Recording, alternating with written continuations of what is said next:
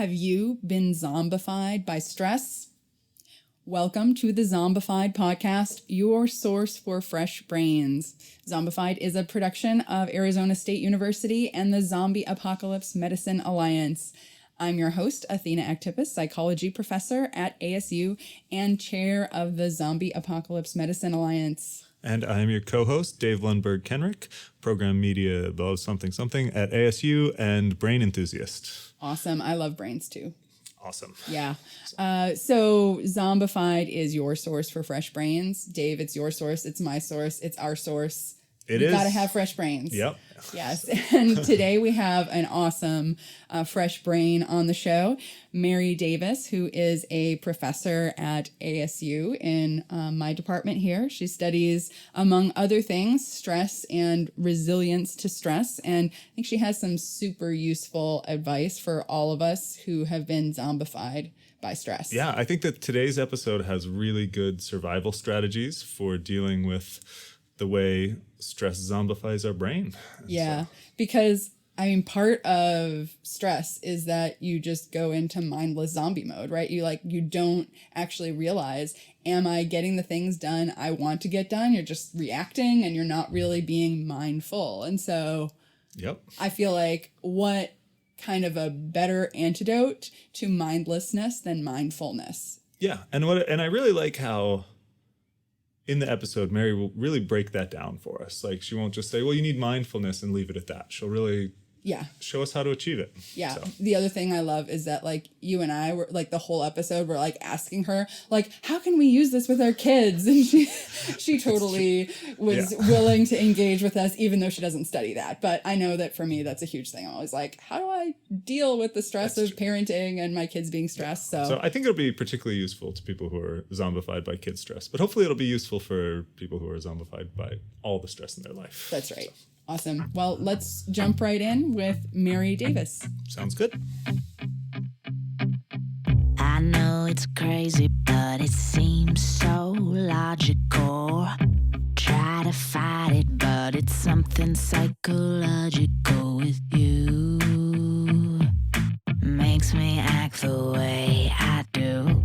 I'm not trying to be over analytical. Retracing time to remind myself how ugly this could be. But something else is taking over me. So you study stress. I do. And how it affects us. Mm-hmm. And what's the sort of, short version of what actually is stress and why does it affect us? That's a much more complicated question than it seems on the surface, because we use the term stress just in everyday life. We're stressed out about running out of groceries, needing to run to the store, or deadlines, that kind of thing. But stress, the way we kind of think about it, at least in health psychology, is that it's when whatever is placing demands on us, whatever the circumstance is, overwhelms our capacity to meet the demands. So it's really distinguishing between things that we find challenging but think, oh, yeah, I can stretch, I can do this, I got this covered, which is kind of, people talk about more positive kinds of stress, challenges that you grow and stretch and meet and can feel elated by, versus challenges or circumstances that are overwhelming. So something hits you and you know that you don't have the capacity to deal with it. And it could be, you can think of a lot of things, poverty being one. So, the bill comes due and you don't have money. That is definitely not a challenge. That is a stressor. If you're asked to do something that's beyond your capacity, that is definitely a stressor, not a challenge. So are the things that are positive stress more things that you're sort of deciding yourself, and the things that are negative, things that are being imposed on you, or is that not the way that it?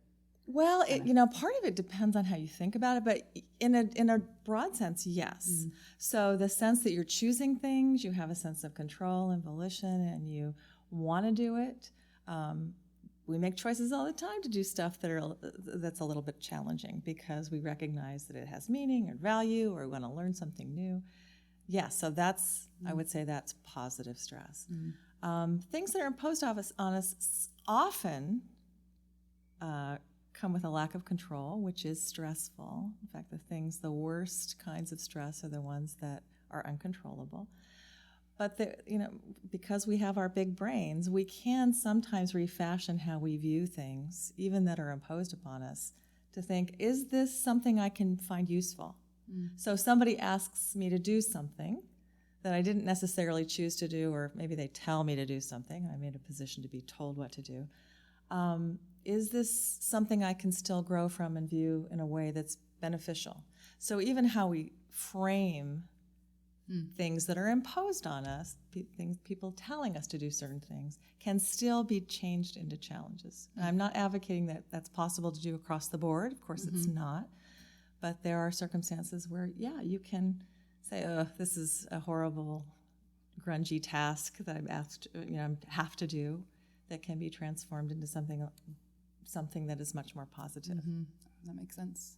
Yeah, so why are we so stressed all the time? I mean, it's not just us here in the psychology department, right? We have so many things always to do, but I feel like everyone is stressed.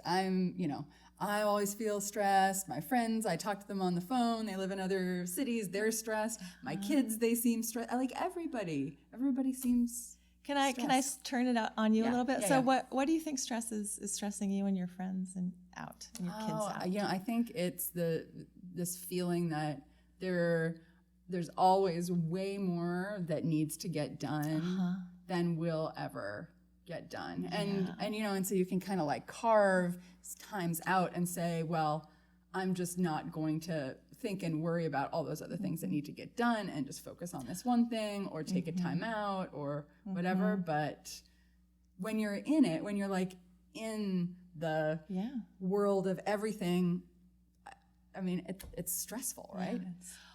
I think there are so many more opportunities and so many more stimuli around us, partly because there are so many more people. We live in bigger social groups.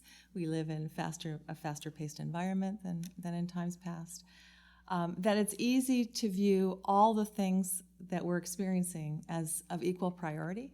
So we lose sight of what matters most, what's really life and death kind of critical, or what's the area or areas we want to be paying attention to and putting most of our effort or energy into, versus the whole morass of things that come at us. So it's really easy to get caught in thinking everything is equally important and pressing.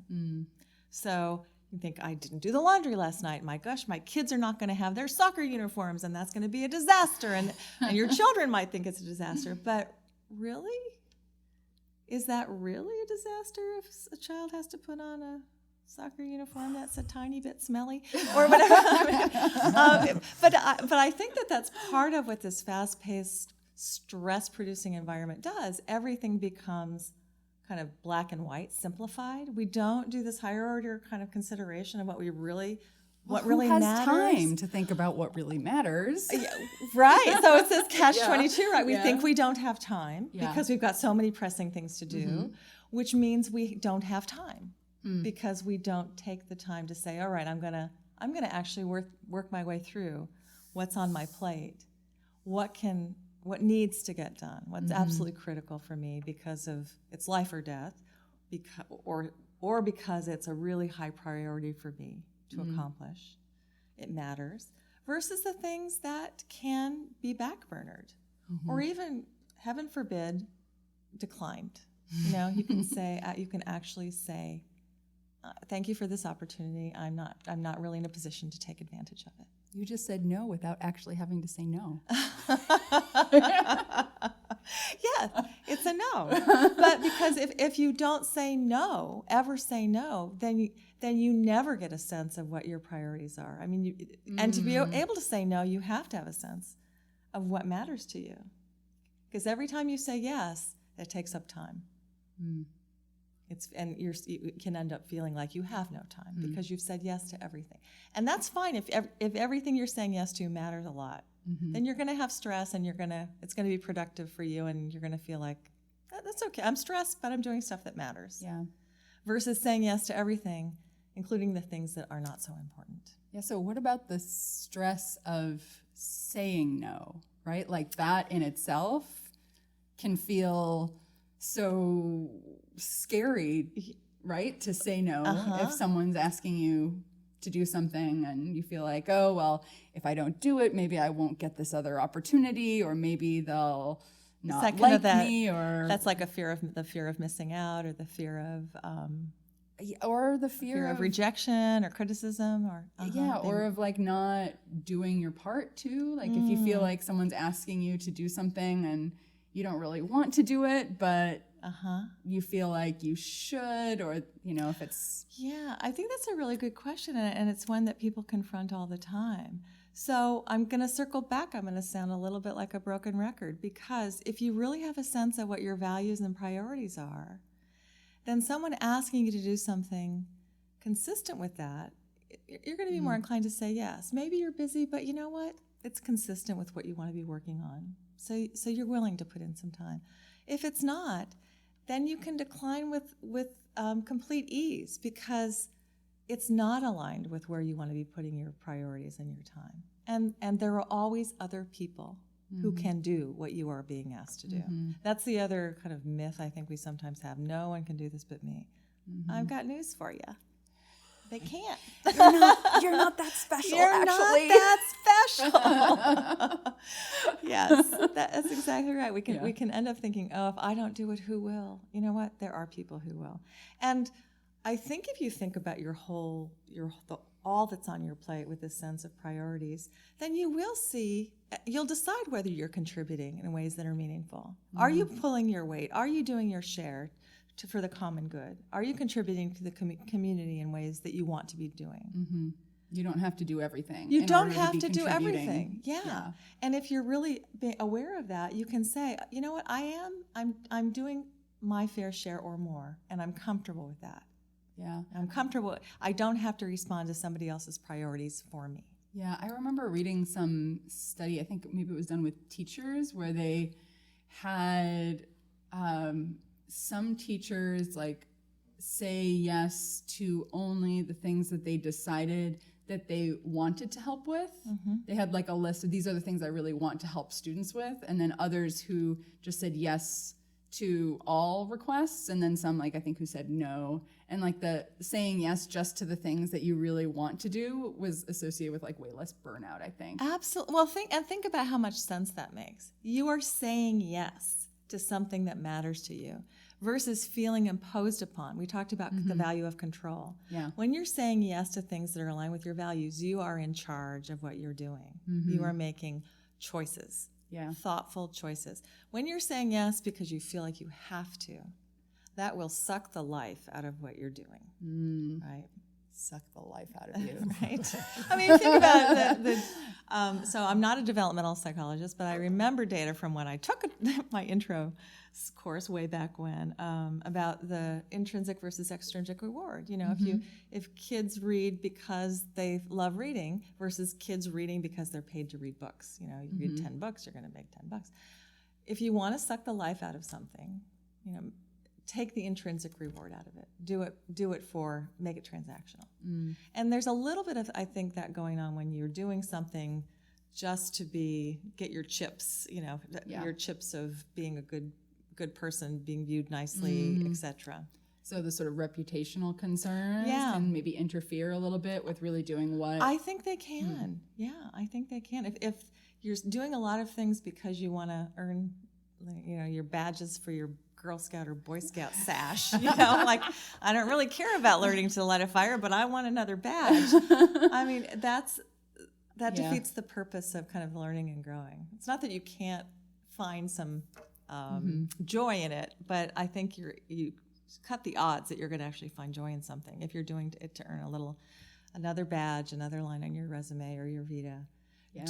Doing it because it's consistent with your values and your priorities is a much better route to staying alive and lively in your work and in your life. Not being a zombie. Yes, not being a zombie, exactly. Don't become the undead. Stay alive. Stay alive, please, stay alive.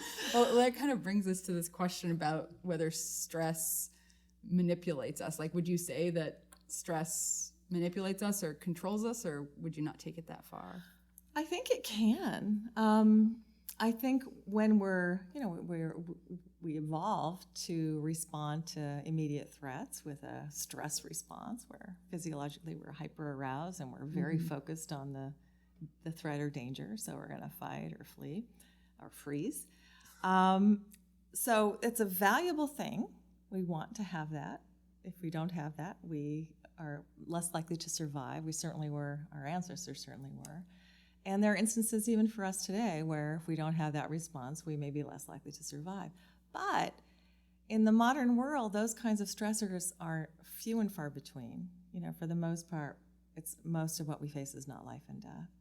And so, but we act as if they are. So we still are quite simplified in how we view the world. We become very black and white. Our emotions, our fear and anger might take over, and we might lose access to positive emotions like joy and interest. And so when we get in that state of hyper arousal to threat, we can be manipulated.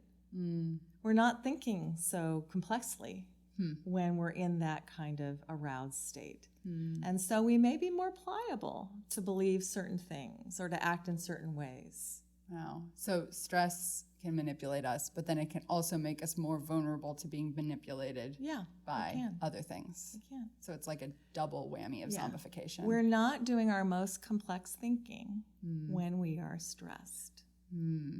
We're not at our best in being able to process information well when we are stressed. So we become like a stress zombie. Yes, I would say. And here I'm talking about not the good stress, not the challenge where we have the, that can be beneficial, but the more extreme threat-oriented stress. So what can you make somebody do if they're stressed that they wouldn't otherwise do? Oh, they can demonize groups of people who aren't like them. They can purchase things. This is, by the way, this is not my area of science. That's fine. So I'm generalizing from what I know about thinking of stress. You can be, if you want to alleviate the threat, so if you feel threatened, you want to feel safer, so you do things that are going to make you feel safer.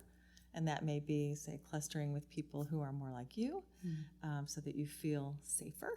It may be making sure you're well defended if you view the world as threatening. What you want to do is try to increase safety, your sense of safety and security. And so anything you can be pushed around to try to increase your sense of safety in ways that you may not be aware of. You just know that you feel threatened and you're pretty agitated and can then be moved.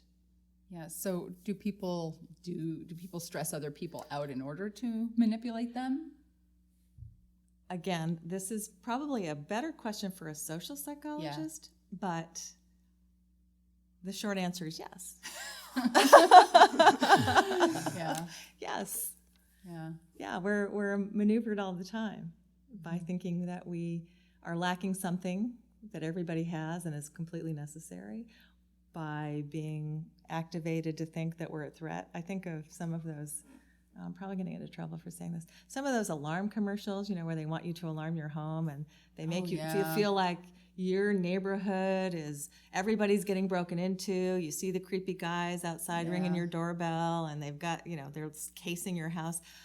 That's a great example of being zombified. Yeah. Because they are using your propensity to fear creepy looking strangers at your door to make you buy a product. Yeah, I saw one on the highway. It was a billboard that said, "You're on your way to work, so are the burglars." Yes, perfect example. I get calls from the internet company. I have my webpage through, and they're like, "Your webpage doesn't have private ownership, so anyone who looks at your webpage, like, knows who you are. And I'm like, yeah, that's the point of my webpage. Like, it's a picture of me. Like, and so, but they're just like, we're just warning you, and your webpage isn't safe. And I'm always like, well, if it was that safe, why'd you sell it to me in the first place? But they want to sell this other, like, they do. privacy They completely thing. do. And even I thought you were going to go with the con artists who are calling you saying,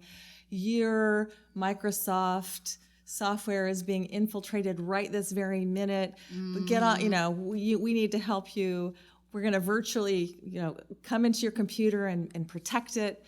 It's exactly where you're being zombified by these con games. Like, you're in immediate danger of having all your data wiped out. Let us help you. That's another example of and in the moment, it seems plausible because you're on Wi-Fi. You do have a computer. You do have Microsoft Windows. You think it's possible, and you become alarmed. I've known very bright people. I was sitting next to a woman on a plane just a couple months ago. She had just bought into one of these scams. Very, business owner, had been very successful. She fell prey to this scam. Now, is she stupid? No. Yeah. She was zombified in the moment by one of these calls. Right. Yeah, I got a call a couple of days ago or last week. And the guy said, this is the police department, you're under investigation, blah, blah, blah, blah, blah.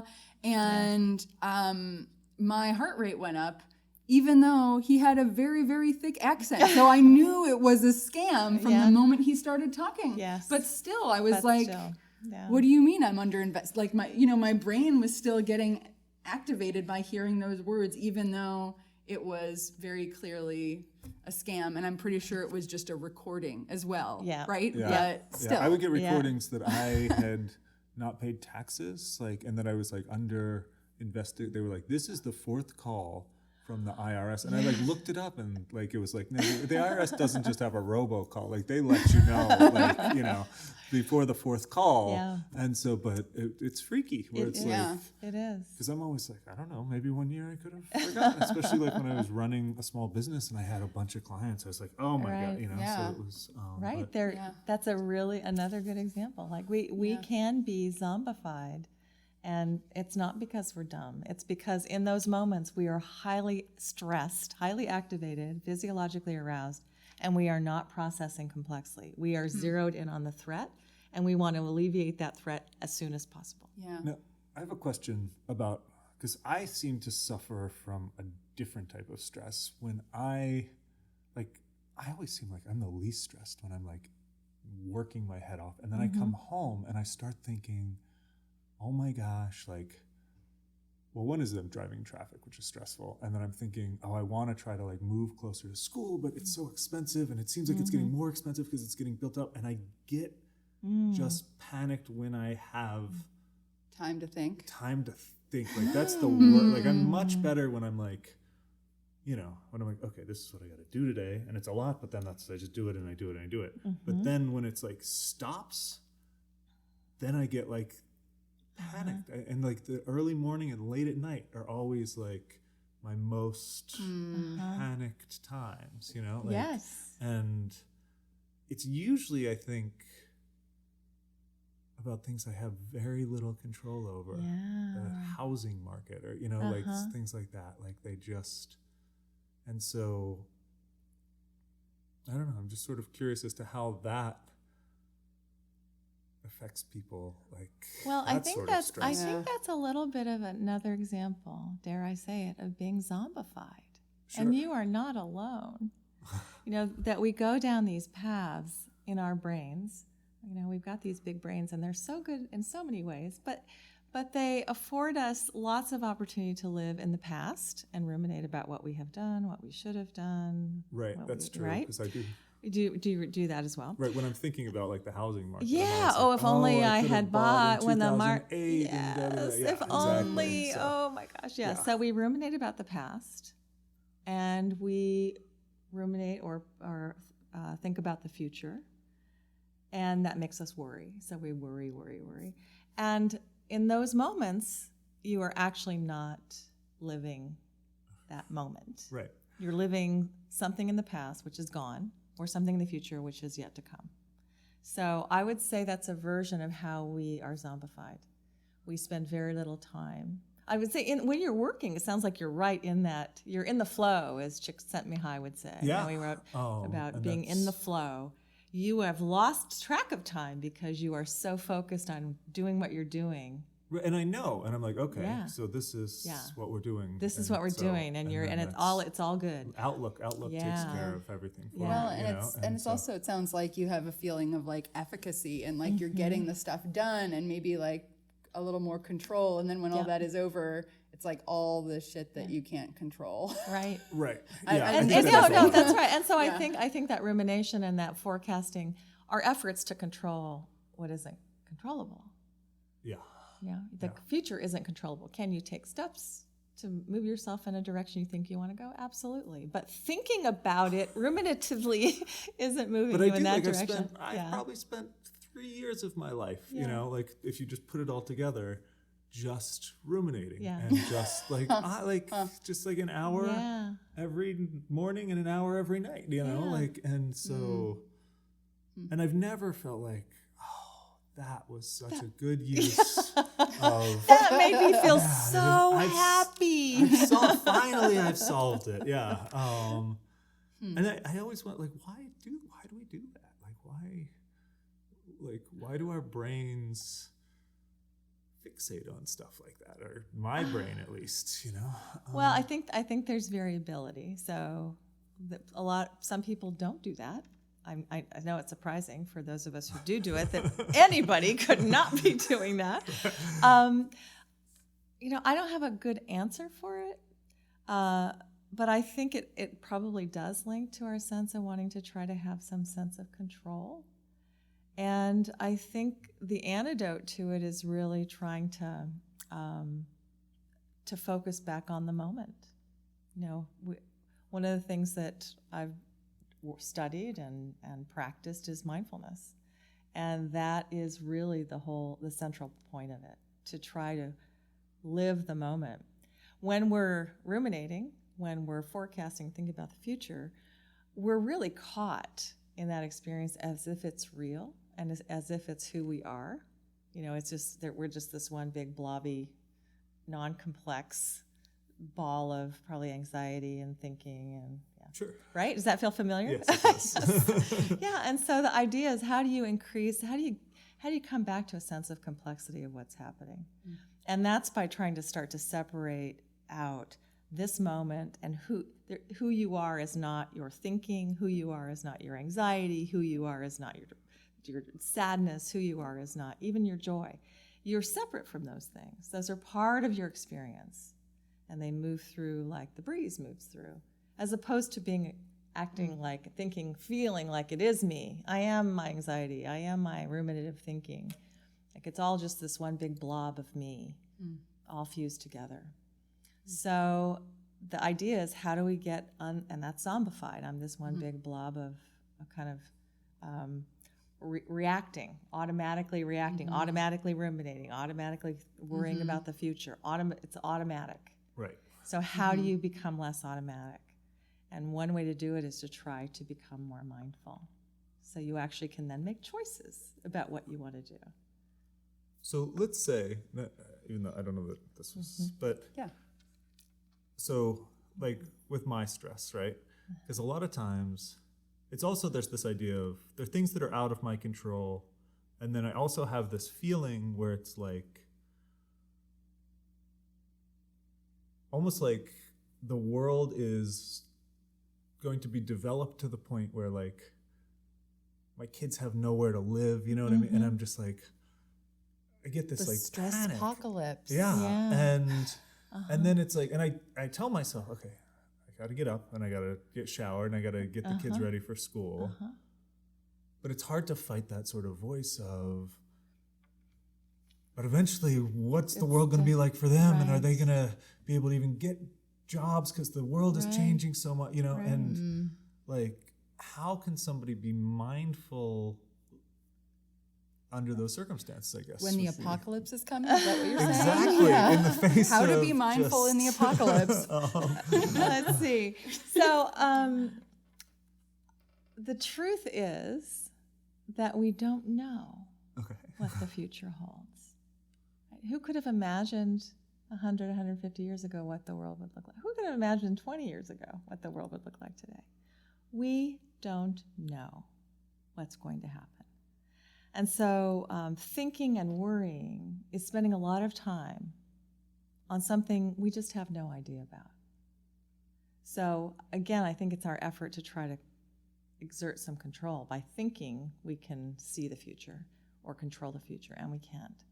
So what's the antidote? The antidote is to live well now, this moment and this moment and this moment, according to your priorities. See, I'm circling back on the theme of live well now in line with your priorities and values and what you want to be contributing, what makes meaning for you. And the future will take care of itself. And I think when I get overwhelmed sometimes, I've been worrying about climate change since I was in the 5th grade. So it's been like, I don't know, 50 years, 40, whatever it is, 45, 50 years. I've been worrying about this. Like, how much good did it do me to worry for 50 years? Like, that's a lot of, like, your rumination, that's like a lot of worry. And my mom, she has a saying for everything, and she's, I've just learned she's always right. Light a candle where you are. And that is, this is the moment. Do in this moment what matters, how you can contribute in whatever way you can, small or large. And for most of it, it's smaller. And that, the future will take care of itself. So light a candle. And I say that to myself at least three times a week. Like, just light the candle. Just light a candle. So by lighting a candle, is it like lighting a candle? Light a candle where you are. The sort of darkness that you're afraid of, or just like what is the candle? It's sort of light a candle where you are. So instead of, you can think about all the possibility horrific things in the future, the global whatever, and be paralyzed by that. Do you find it paralyzing? Yes. Yeah, so you can be paralyzed by that. Versus taking this moment and in this moment doing your part to make the world a better place in whatever way you have determined that to be.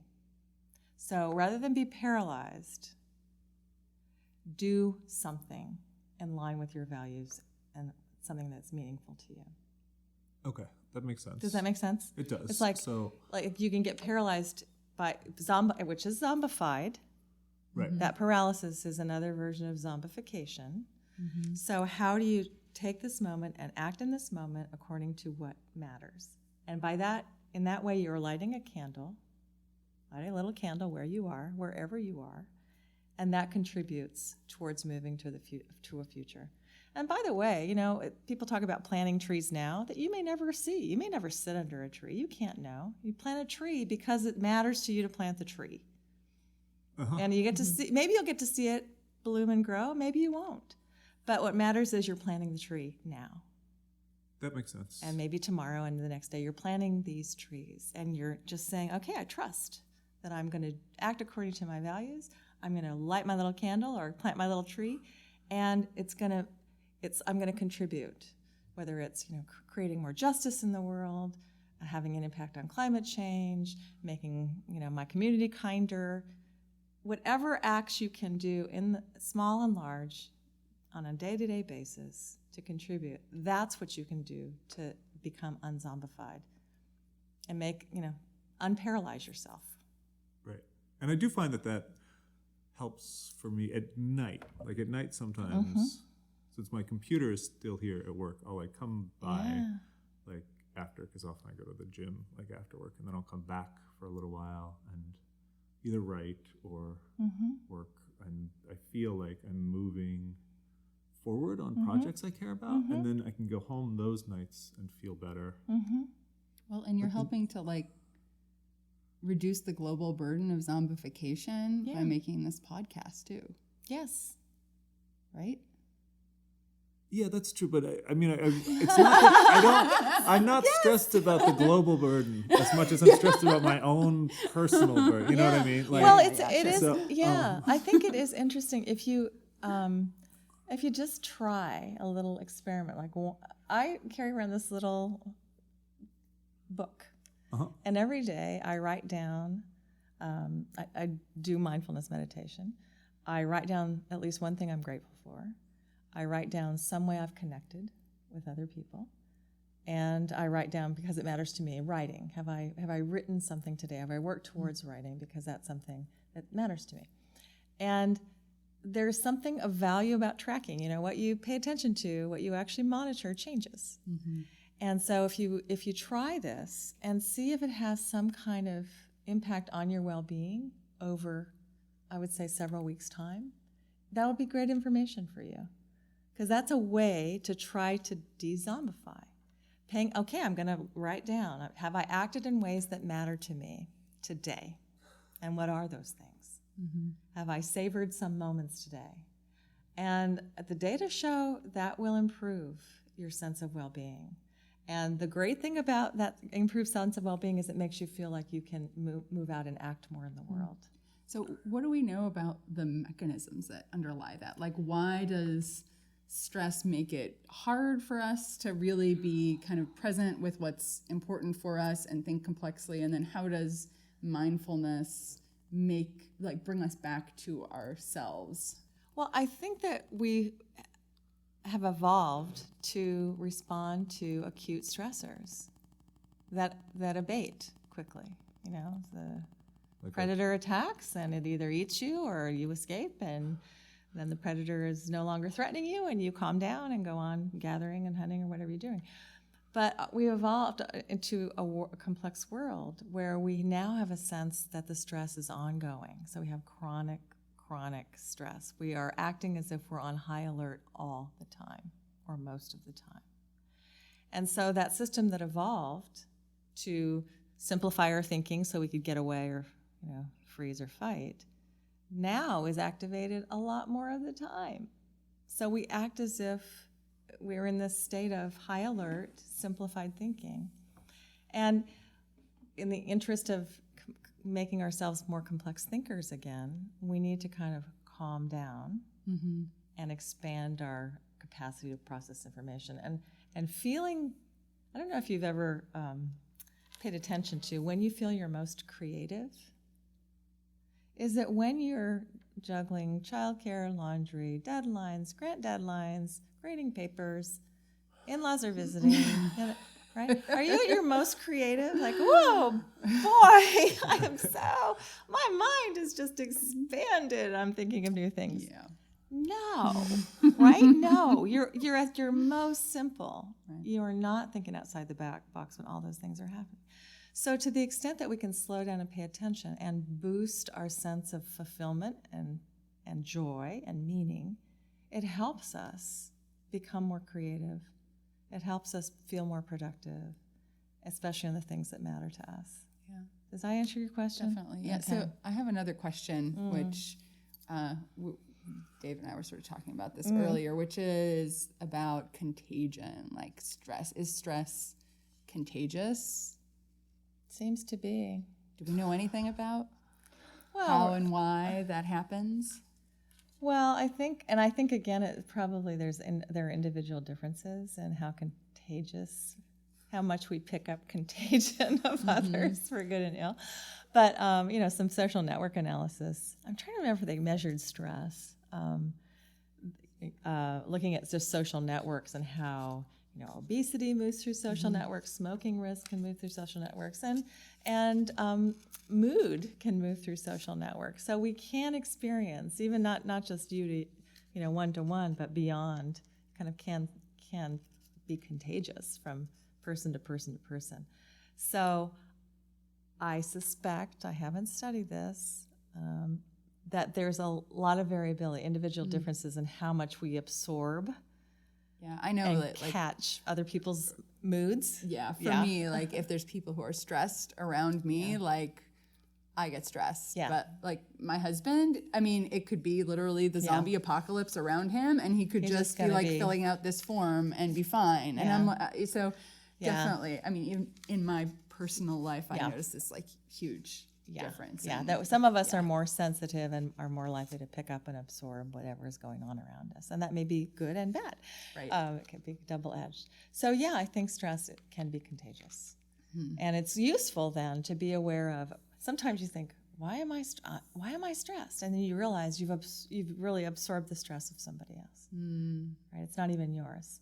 So it's yet again another way that being aware and mindful can help you say, oh, interesting. Yeah. I'm feeling this, and it's really not what's going on in my experience right at this moment. That can help you let it go. Yeah, and how about for the other side of that? So, how can you keep from stressing other people out? Like, are there, so you're not perpetuating this stress zombification through your social networks and family and workplace? Well, I think the more that you pay attention on a day-to-day and even moment-to-moment basis, to the extent that that's possible, of your own moments and your own meaning-making, you're going to be less stressed and more even keeled yourself. So you're gonna have less stress to mindfulness, infect other people. mindfulness is contagious too, maybe. I think it is. Yeah, I do. I think you've been around people who are just have this evenness. Yeah, kind of like you. Oh, well, you're being very kind. It's true though, right? That can be really useful. Because, we do regulate one another. We are social creatures. So to the extent that you become a little more even, you can also affect other people and help make them more even. So like you were saying, when I was talking about my sort of like nighttime stress, to make a list, and that would seem like a really good practical sort of thing. In terms of being self-aware in the moment of being stressed, because that seems to me like that could be a thing that could be really difficult for people. What should people do in order to facilitate that I'm themselves? so glad you asked. I might have left this out. There is this wonderful tool we have called breathing. And How expensive is that? it is priceless. You could not pay someone enough to obtain it. And the beauty of breathing is that it's always there. It's free. And when you breathe, pace your breathing and breathe slowly and deeply, you can activate your parasympathetic nervous system. Can we do it for a minute here? Absolutely. Yeah, okay. Do you want me to? Yeah. Do you want me to just guide you? Yeah. Okay. Well, just settle into your chairs a little bit. It means leaning back away from the microphone, and just feel your seat, where the back of your legs meet your seat, your feet on the ground. You can just rest your hands gently in your lap, and just take about 3 breaths. Just noticing when you breathe in, how the air flows into your lungs and into your belly. And then as you breathe out, the air feels a little more warm and moist. And again, as you breathe in, and as you breathe out. And if you notice yourself thinking or worrying, you can just notice that. Maybe label it, oh, there's a worry. And then just come back to your breathing. Just come back to the breath. That's your anchor in this moment.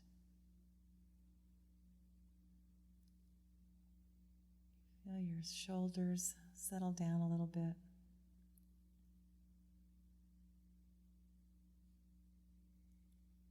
And feel yourself centered in your breath.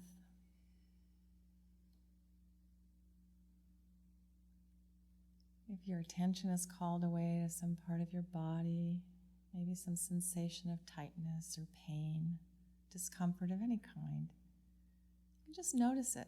You don't have to change it. Don't do anything with it. Just notice it. Might label it. Oh, there's tightness. Oh, there's pressure. And then just let it go very gently and come back to your breath. Breathing in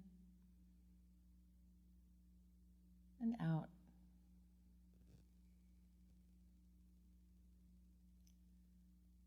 And maybe Maybe just taking 2 more breaths.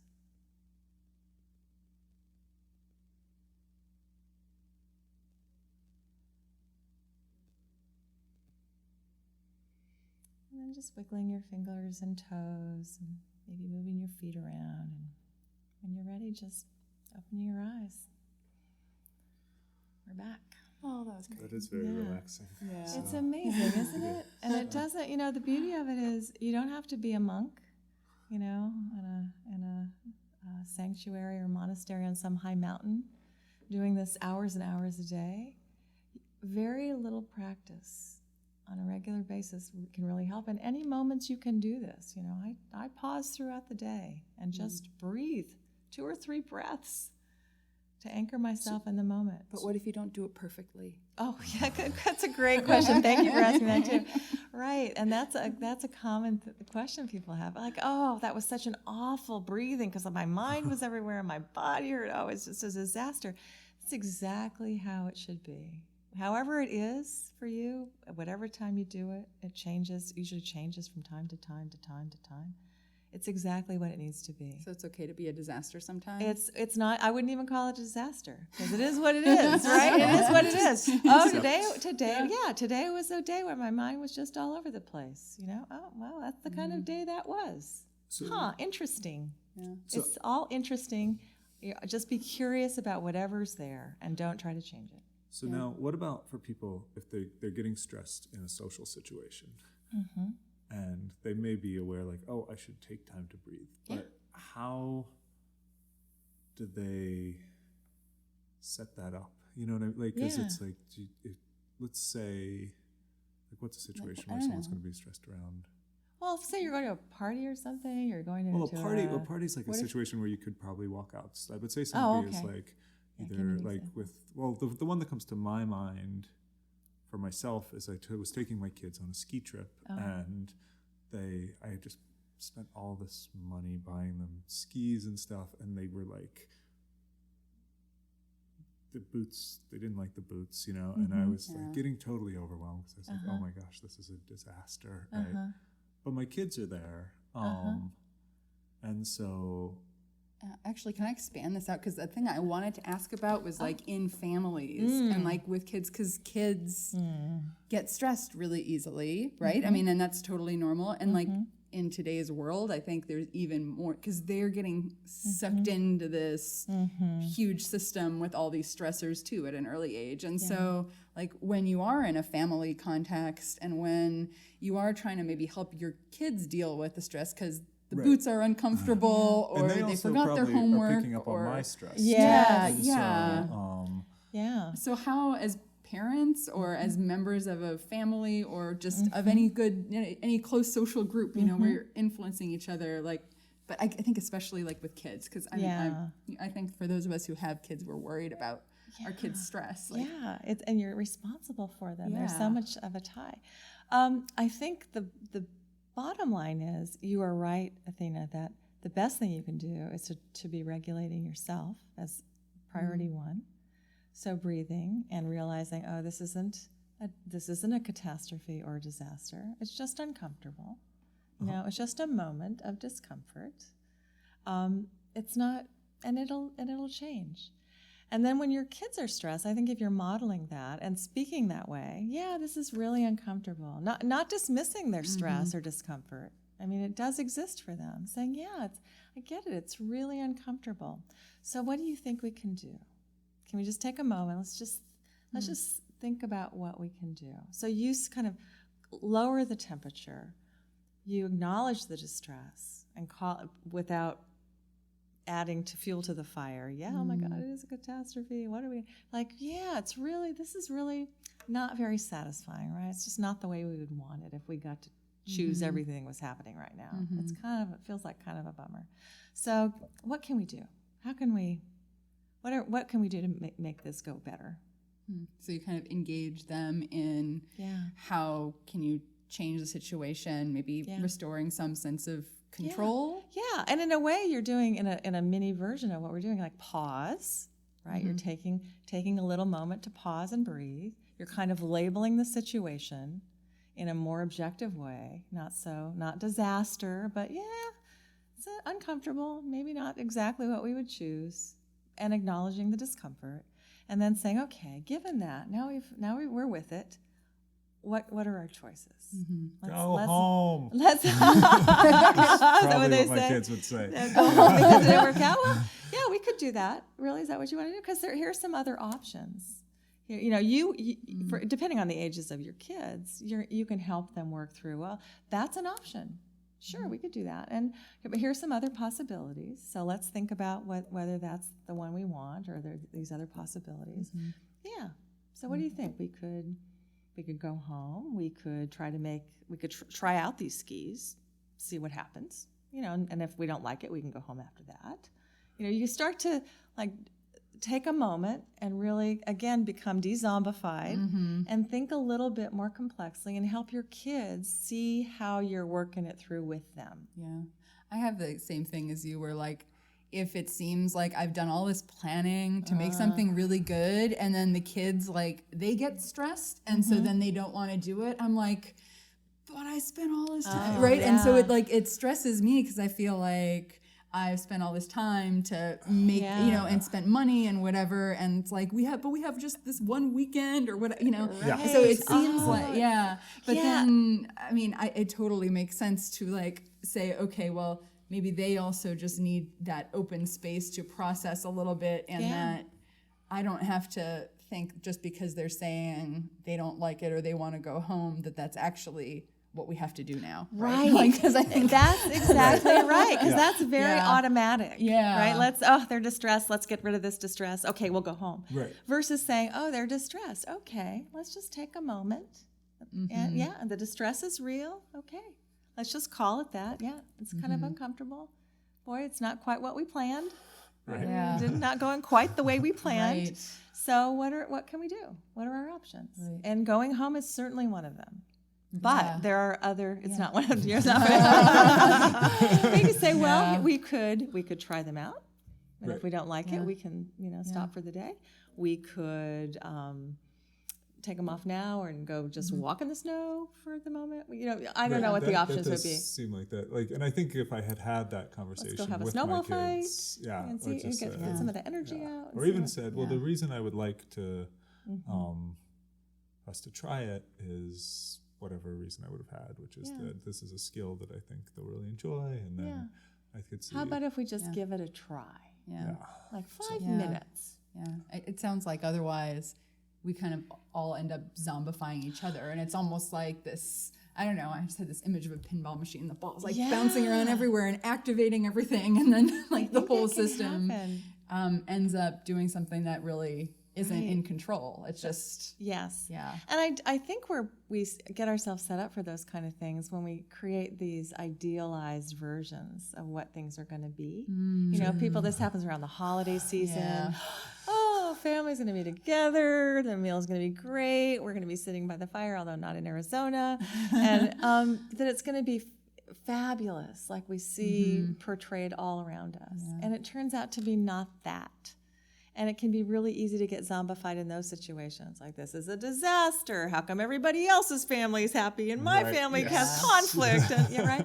But I think we can become a little trapped, and zombification can occur when we set up an idealized sense of what something's going to be, a vacation, whatever.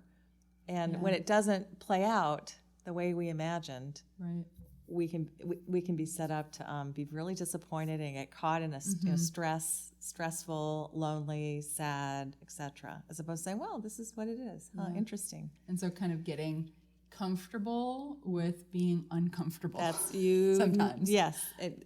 Yes, that's exactly right. If we can become more comfortable with being uncomfortable, we will feel happier over time, have more well-being over time.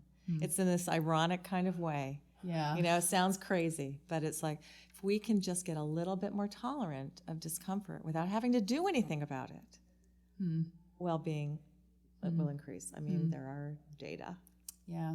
So it's like, if we sort of deal a little bit with the fact that, yes, sometimes we get zombified, sometimes our kids get zombified, we aren't always in control, but just being aware and seeing that maybe helps us to get some of that feeling of autonomy back. It does. And get back in the driver's seat a little bit. It does. Yeah. Noticing when you're zombified, pausing, right? Now don't forget the pause and the breathing. Yeah. And paying attention to the moment.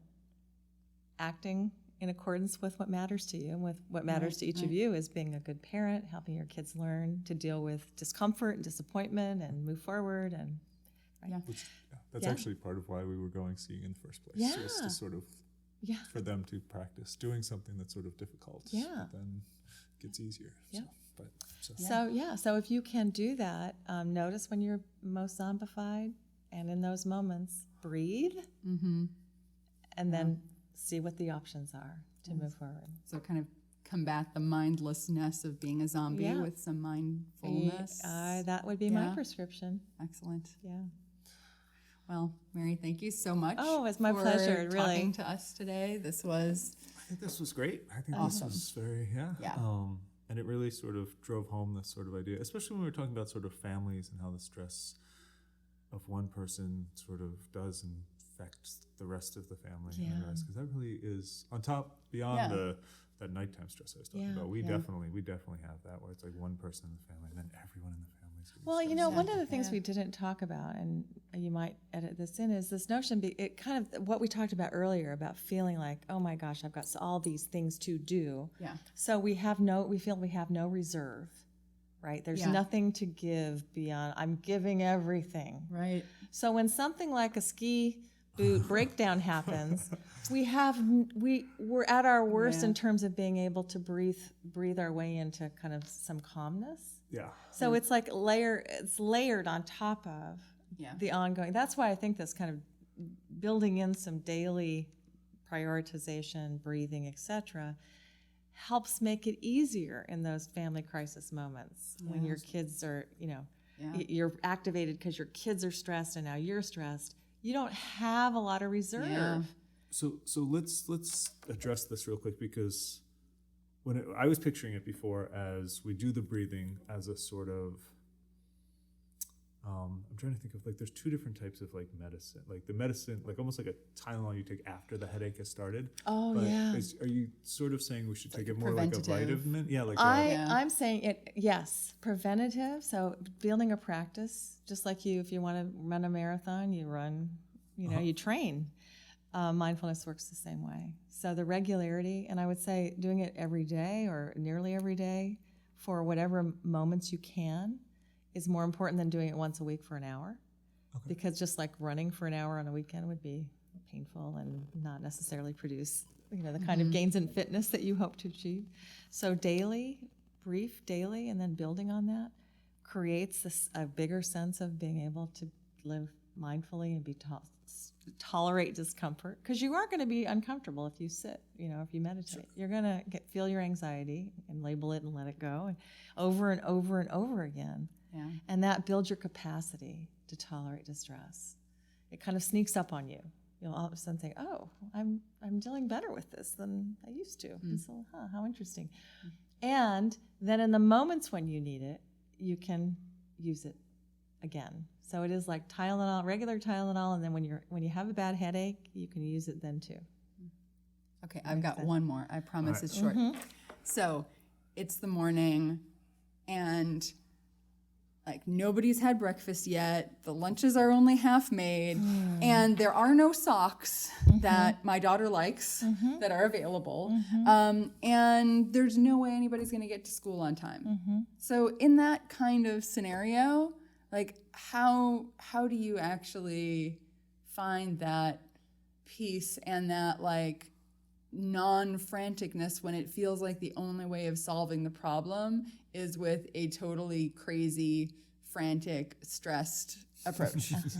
Well, okay, so I'm just have to confess that I'm not a parent. So I haven't had those. Okay. I mean, I have been a child in those moments, but I have not been a parent in those moments.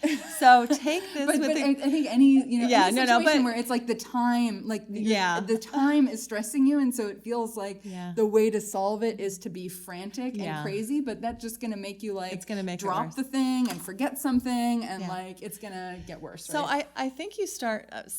Here's my guess. If you started by saying, "What is the worst thing that could happen?" my kids will be late to school. Is that a disaster? Is it a disaster?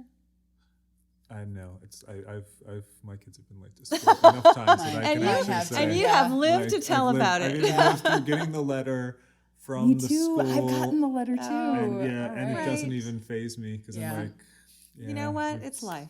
I even got a call from the And you never too got a are call. here Yeah. and living to tell about it. So some mornings are like that. And so you say, okay, well, we're going to do the best we can. yeah. Just do the best you can. Yeah. And maybe it's that your kids are going to be late and oh well, maybe they're going to have kind of mediocre lunches or whatever. Or maybe you're going to have to spend a little bit of time with your daughter going through, the dirty socks to find the ones that are the cleanest that she likes. I like how we're coming full circle to Right. wearing dirty clothes Yes, as a solution. Because again, you spray a little perfume on it, all is good. No one will know. I wish I had the problem of kids not wanting to wear dirty clothes. I'll be honest. The opposite. I have to do checks where I'm like, I feel like you were wearing that Thursday. How many days has it been? So, I love that. I love but that. I do find that solution of just being like, all right, we're going to be late and we'll live.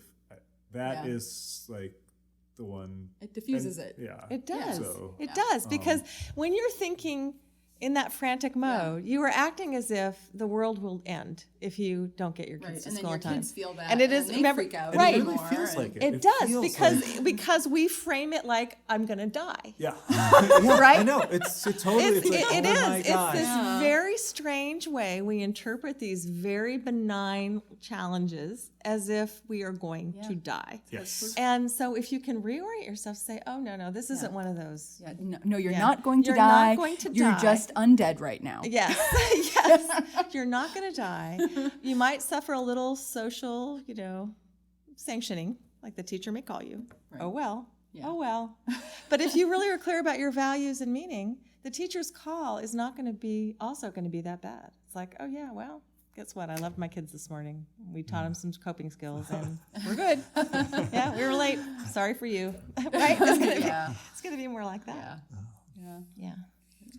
Well, thank you for sharing all of this with us, for the mindfulness practice tips, and for helping us, even in this moment, me and Dave. I think I feel like really Do you really? mellow Are you and just flattering me? Do you really No, feel better? I do think, and I was going to say, so between now and when's our next one of these? Do you know? I don't know yet. I think it's like a couple weeks from now, right? Something like that. So between now and then, I'm going to try every night to do the list. And so what are the 3 things I'm supposed to do on the list? Well, you can choose whatever 3 you want. Or I have 4. One is a meditation. Okay. One is gratitude. Feeling it and expressing it actually is even better. Like writing it down? Yeah, well, I write it down what I was grateful for, but if it's for Or like tell someone, somebody.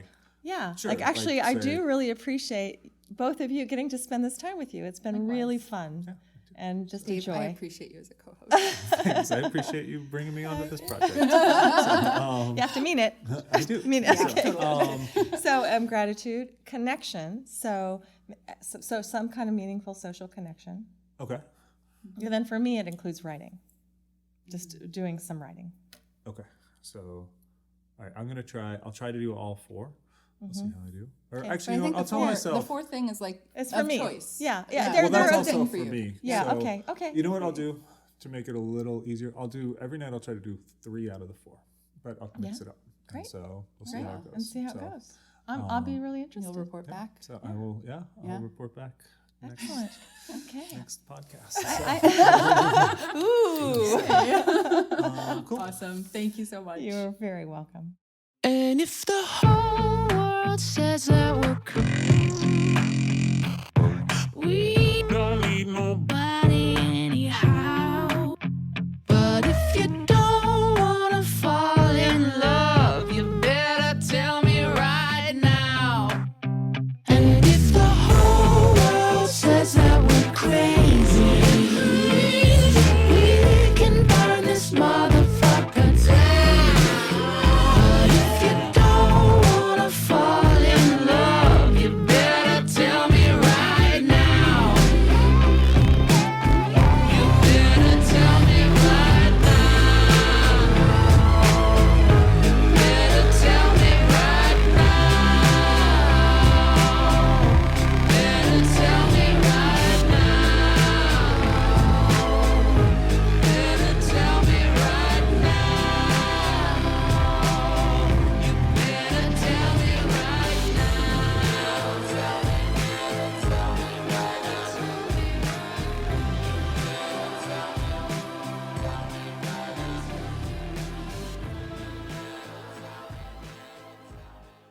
Thank you to the Department of Psychology for supporting this podcast, and also to all of the brains at ASU that help make this podcast happen. Includes people in lots of different centers and aspects of ASU. Especially grateful to have a strategic initiative called the Interdisciplinary Cooperation Initiative, which is helping to make this podcast possible, and also to the Lincoln Center for Applied Ethics for their support as well. And my lab, the Actipus Lab, the Cooperation and Conflict Lab, for all of their help with putting this podcast together. And of course, the Zombie Apocalypse Medicine Alliance. I love you guys. If you want to follow us, we are on Twitter and Instagram, just Zombified Pod. On Patreon, we're Zombified, and our website is zombified.org. So thank you again to all of the brains that help to make this podcast possible, and everybody who has shared their brains with me. So now that we're done with the credits, I'm going to share a little bit of my brain with you. So I usually will tell a little story or talk about my work or offer a little speculation. And I'm gonna kind of try to do all of those three things this time. And hopefully it won't go too long. So here's this story. I have been thinking about stress for a long time, partially because I constantly am getting stressed out when I am around my husband and he is stressed. And it's like I can't help but like take on his stress or feel his stress. He'll be like sitting next to me doing his email and he'll like sigh, like that kind of like, and immediately I'm all stressed. And it's like I wasn't even stressed, but then like I heard him make an exasperated sigh and now I'm all stressed out. And so I have been wondering for a long time about that. And this led me to some wild speculations, which are now actually in a paper that I have under reviewer 2. I hope you like it. So here's the idea. What if stress is partially contagious because of microbes? All right, hear me out. So we know that microbes can play a role in anxiety and in depression. And there are a bunch of studies with mice that show that you can change the mood and the exploratory behavior and other aspects of mice's personalities, sort of, if you want to say that they have personalities, by changing their microbiomes. And we also know that in humans, different microbes are associated with different moods and different mood disorders, and you can actually move people around in terms of sort of aspects of their psychology and mental health by administering microbes. So all this work is early, but there are some clear results, at least in animal models, that there is some causative effect of microbes on as mammals, our mental states. Okay, so if you take that idea, we know that microbes have some effects on stress, anxiety. And we have known like forever that microbes are transmissible, right? Like that's the germ theory of disease. So if we just take those two ideas and then we just put them together, right? So microbes can affect our stress, anxiety, and microbes are transmissible through social contact, then that leads to the hypothesis, at least, that microbes might be a way of transmitting stress. So my husband, Carlo, I don't let him breathe on me when he's stressed. That's how I deal with it. All right. Thank you for listening to Zombified, your source for fresh brains. It's crazy, but it seems so logical. I can't deny that there is something supernatural with you. Makes me act the way I do. The whole point of this podcast is to like kind of push boundaries a little Yeah, bit, yeah. to be a little bit provocative. It's okay to swear, but maybe not. I probably, I mean, Yeah. I do swear. I swear a lot. But it's okay if you feel like it's important for making Fuck your, yeah. That's not recording. Right? it's actually recorded. Yeah, we check out the levels to start originally. That's so funny. So, My husband's from New Jersey, so if I didn't swear before, after true. you know, Right, more than a decade, I swear. Yeah.